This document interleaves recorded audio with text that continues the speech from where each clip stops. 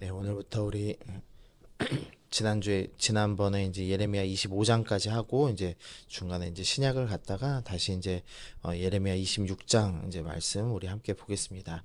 1절 말씀에서 그 때가 지금 나오고 있는데요. 유다의 왕 요시아의 아들 여호와김이 다스리기 시작한 때라고 지금 표현을 하고 있습니다. 이 이제 유다의 이제 남유다의 이제 마지막 때입니다.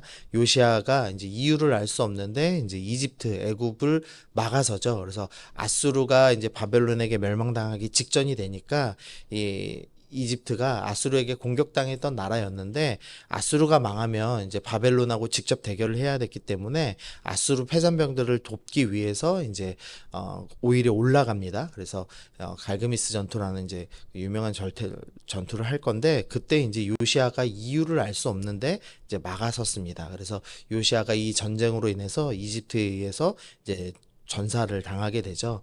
이제 그리고 나서 이제 바로 이 요시아의 이제 아들을 세웠는데 이 3개월 만에 이제 이집트가 바벨론과 비기고 내려오면서 패위를 합니다. 그래서 여호아스가 패위당하고 그리고 이제 여호와김이 이제 등극을 했습니다. 그래서 이제 연도를 따지면 609년 이제 8월 달 정도에서 이제 3월 그 사이에 이제 등극한 것으로 추정을 하는데요. 여기에 이제 조금 전문 용어가 쓰이고 있습니다. 여호와김이 다스리기 시작한 때라는 표현이 있는데요. 이제 보통은 이제 등극했으면 이제 등극한 때라고 표현을 할 텐데 이 등극하고 나서 새해가 되면은 그때부터 이제 등극 1년으로 계산을 합니다. 근데 아직 이제 등극하고 새해가 되지 않은 때입니다. 그래서 영년 때 이제 일어난 일입니다. 그러니까 이제 왕이 막 바뀌었을 때에 일어난 일입니다. 그리고 이제 아마도 이제 예레미야가 많은 사람이 모였을 때 설교를 했을 걸로 추정하기 때문에 이 초막절에 지금 설교를 한 것이 아닌가, 이제 명절에 설교를 한 것이 아닌가라고 추측을 합니다. 이 초막절은 쉽게 말하면은 이제 추수감사 절기라고 할 수 있습니다. 그러니까 이제 사람들은 왕이 새로 바뀌고 이제 추수감사를 하고 있고 하기 때문에 이제 새로운 시대에 새로운 왕이 섰으니 뭔가 회복이 있지 않을까? 이제 요시아 왕이 갑자기 죽었지만 그래도 우리나라에 소망이 있지 않을까? 이제 이런 생각을 하고 있었을 때입니다. 그런데 예레미야가 이 명절에 찾아와서 지금 3절의 말씀을 하는 겁니다. 그들이 듣고 혹시 각각 그 악한 길에서 돌아오리라 그리하면 내가 그들의 악행으로 말미암아 그들에게 재앙을 내리려 하던 뜻을 돌이키리라. 이 말은 사실은 너희 지금대로 살면은 너희는 재앙을 당하게 될 것이다 라는 경고의 말씀이죠. 그러면서 핵심적인 말씀은 6절입니다. 내가 이 성을 실로같이 되게 하겠다. 이 성을 모든 세계 민족의 저주거리가 되게 하겠다라는 무서운 이제 책망의 말씀이 이제 예레미야에게 임하였습니다. 백성들은 회복의 메시지를 원했는데 이제 예레미야는 심판의 메시지를 전한 거죠.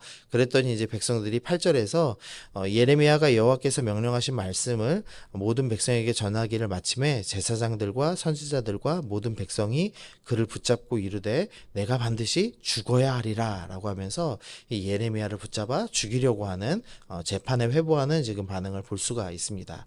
예레미야도 분명히 두려웠을 겁니다. 근데 그럼에도 불구하고 예레미야는 14절과 15절에 반응을 하는데요. 지금 잡혀 있는 상태에서 얘기를 하는 겁니다. 보라 나는 너희 손에 있으니 너희 의견에 좋을 대로 옳을 대로 하려니와 너희는 분명히 알라 너희가 나를 죽이면 반드시 무죄한 피를 너희 몸과 이 성과 이 성 주민들에게 돌리는 것이다 라고 하면서 예레미야는 너희가 나 죽여도 좋다. 그러나 그렇게 되면 너희는 무죄한 피를 돌리는 것이다. 그러니까 하나님께서 나를 불러서 이 메시지를 전하라고 하셨는데 너희가 지금 하나님의 선지자를 죽이는 것이다. 지금 이렇게 이야기를 하고 있습니다.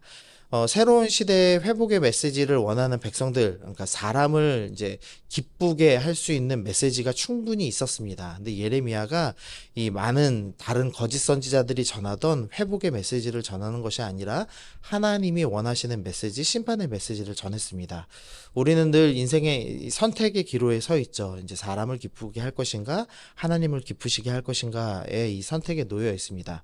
예레미야는 하나님을 기쁘시게 하기 위해서 사람 사람들에게 잡히는 이 무서운 결과가 있을 것을 충분히 알면서도 사람을 기쁘게 하기보다는 하나님을 기쁘시게 했다라는 것을 좀 기억하시면서 나는 어느 편에 설 것인가에 대해서 고민하는 그런 귀한 시간 되었으면 좋겠습니다. 그리고 두 번째로 좀 생각해 볼 것은 이 오늘 지금 사실 1절부터 이 6절의 말씀 메시지는 되게 간략하게 지금 축소되어 있는 말씀이고 원래 이 설교의 메시지는 7장에 되어 있습니다. 예레미야의 이 핵심 장이 어디냐 하면은 7장 말씀이고 지금 7장에서 예레미야가 한 설교가 다시 지금 26장 1절에서 이제 6절에 요약이 되어 있는데요. 7장 내용을 좀 간략하게 정리해 드리면 먼저 7장 4절에서 너희는 이것이 여호와의 성전이라 여호와의 성전이라 여호와의 성전이라 하는 거짓말을 믿지 말라라는 메시지로 이제 출발을 합니다.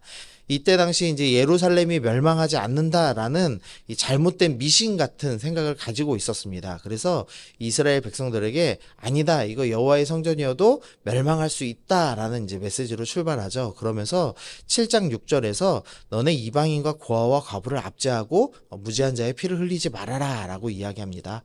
그리고 7장 18절에서는 너희 하늘의 여왕을 위하여 과자를 만들고 다른 신들에게 전제 붙는 것 그것을 멈춰라 라고 합니다. 그러니까 이스라엘 백성들이 속으로는 하나님의 성전이니까 예루살렘 멸망하지 않겠지라고 생각을 했지만 사실은 그 와중에도 우상 숭배를 멈추지 않았습니다. 그래서 하나님 이 37장 31절에서는 너희가 흰놈의 아들 골짜기에서 도벳사당을 건축하고 그들의 자녀들을 불살랐나니 합니다. 심지어 이스라엘 백성들이 어느 정도로 우상 숭배를 했느냐, 자녀들을 불에다가 번제에 바치는 그런 심각한 우상 숭배를 하고 있었다라고 말씀하시면서 너희 이대로 있으면 실로같이 이제 심판하겠다. 북이스라엘 같이 너희를 멸망시키겠다. 진노를 부어서 불살라 버리겠다. 그리고 장례식장이 없을 만큼 매장할 자리가 없을 만큼 너희를 완전히 심판하겠다라는 무서운 경고의 말씀이 이제 7장의 말씀이고 그게 예레미야의 말씀의 가장 핵심이었습니다. 그런데 이런 이제 심각한 죄를 지은 거죠. 자녀를 불살르고 하늘의 여왕을 숭배하는 이 심각한 이스라엘 백성을 향하여서 지금 하나님께서 오늘 26장 3절의 말씀을 전달하시는 겁니다. 그들이 듣고 혹시 각각 그 악한 길에서 돌아오라 그리하면 내가 그들의 악행으로 말미암아 그들에게 재앙을 내리려 하던 뜻을 돌이키리라.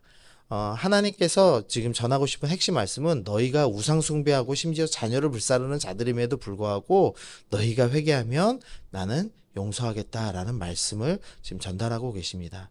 주님께서는 이 죄인들을 향하여서 여전히 긍휼의 눈을 놓치지 않고 계시죠. 선지자를 보내시고 메시지를 보내시며 그래도 돌아오면 용서하겠다라는 긍휼의 메시지를 전하고 계십니다. 하나님은 우리를 사랑하시고 우리가 어떤 죄악에 있든지 회개하면 용서하시겠다라고 말씀하고 계십니다. 회개의 힘은 생각보다 강력합니다. 우리가 어떤 죄악을 저질렀더라도 주님께서는 언제든지 용서하시기로 결정하신 분이라는 것을 기억하시면서 혹시나 내가 세상을 사랑하고 그다음에 이방인과 고아와 과부를 압제하고 우상을 섬기듯이 세상을 섬기며 살고 있었다라면 하나님 회개합니다. 용서하여 주옵소서. 그 긍휼히 하나님께 구하면서 나아가면 좋겠습니다. 우리 마지막으로 살펴볼 것은 이 6절 말씀입니다. 이렇게 이제 주님께서 선지자들을 보내면서 그래 회개하면 용서해 주겠다라고 말씀함에도 불구하고 끝까지 회개하지 않으면 이 성전을 실로같이 되게 하겠다라는 경고의 말씀입니다. 이 실로는 이스라엘 백성들이 가나안 땅에 들어와서 만든 첫 성소, 이제 하나님께서 이제 하나님을 섬길 수 있도록 언약궤를 만들고 거기에 이제 성막을 짓도록 허락하신 땅이었습니다. 근데 그랬다가 이 사사시대의 마지막 이 엘리 제사장 때 이 성소가 파괴됩니다. 그러니까 직접적으로 파괴됐다라는 구절은 없지만 언약궤를 빼앗기고 이후에 이제 사람들이 실로에서 제사를 드리지 않는 모습이 나옵니다. 그래서 실로가 완전히 블레셋에 의해서 파괴됐다라고 이제 우리가 알 수가 있습니다. 그때 이제 엘리 제사장이 이제 저주를 받죠. 그리고 나서 이 다윗 시대에 사독과 그다음에 엘리의 후손인 아비아달 두 제사장들이 이제 있다가 이 다윗의 아들 솔로몬이 등극할 때에 이 엘리 제사장의 계열이었던 아비아달이 이 아도니아를 이제 지지합니다. 그래서 제사장 직분에서 파면을 당하게 됩니다. 그리고 이 아비아달의 후손이 이제 오늘 이 말씀을 전하고 있는 예레미야입니다. 그러니까 하나님께서는 이 엘리의 후손 실로를 섬기다가 실로가 파괴되고 제사장 직분에서 파면된 자의 후손인 이 예레미야를 세우셔서 너희도 예루살렘 이대로 계속 죄를 지으면 실로같이 파괴될 것이다 라는 무서운 경고의 말씀을 하고 계시는 겁니다. 이 땅에 영원한 것은 아무것도 없고 아무리 우리가 죄악을 저질러도 하나님은 용서해 주실 거야 라는 생각은 잘못된 생각이고 미신적인 생각이라는 것을 드러내시죠. 하나님께서는 때가 되시면 반드시 심판하시는 분이십니다. 이전 부모 세대가 어떻게 얼마나 하나님을 잘 섬겼던지 상관없이 하나님께서는 끝까지 이제 범죄하는 자들을 하나님 심판하시는 분, 그래서 실로같이 예루살렘도 파괴하실 수 있는 분이라고 분명히 말씀하고 계십니다.